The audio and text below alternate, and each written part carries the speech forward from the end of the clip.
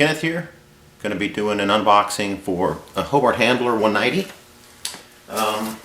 Checked around on the internet. Couldn't find where anybody had done an unboxing for the 190. This is the one that has the spool runner 100.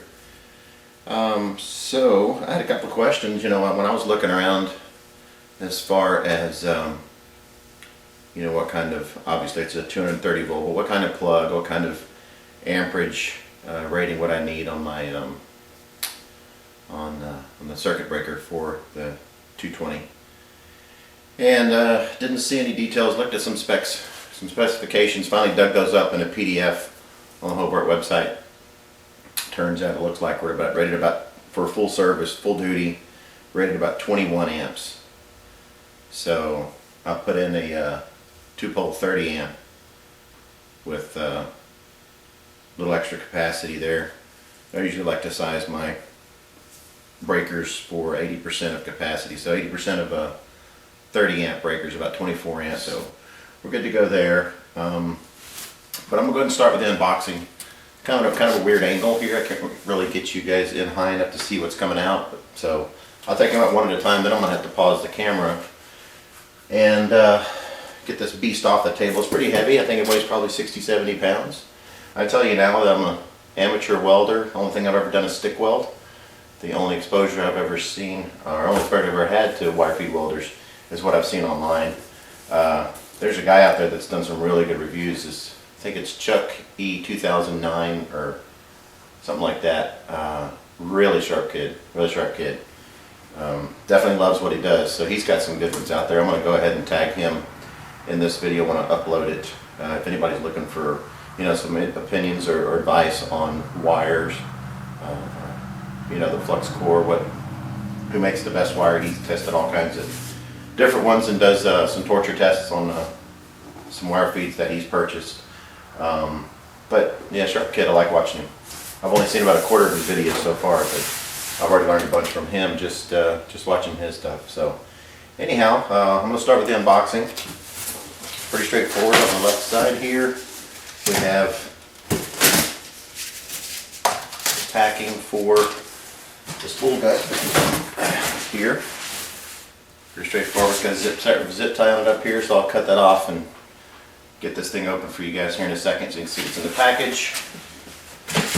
Let's see, we've got the MIG gun fully assembled. It's kind of a small handle.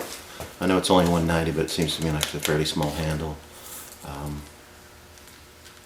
Yeah, but we'll get that untied. I think we have 10 feet on the 10 feet on the leads, and maybe 10 feet on the power cord. Not sure. Not quite. No, not 10 feet on the power cord. We got 10 feet on the MIG gun and 10 feet on the grounding lead. Here's the there's little clamps. These things. That's what I did notice on a couple of comments on some others that I'd seen out there. It's like, really? Does the thing cost like $2? Spend a little extra money. You know, you're going to drop $1,000 on a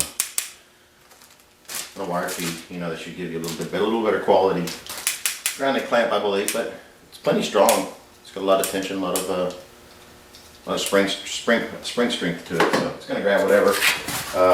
Comes with, wow, a sample roll of 30 flux cord. The sample spool. Let me get that for you in case you want to see it. There you go. It's bouncing around at Home Depot and Lowe's recently too, and they have a pretty good selection. Northern Tool, which is where I got this at, it's pretty cool. Got to the store and the price on it was $8.49. They matched their internet price to $7.99. It's pretty much that. I was going to walk out the door and order it, so I guess with them, I figured, shoot, let's match our own price instead of letting this guy walk out the door to get this out today. So anyhow, here's the regulator for it. PG.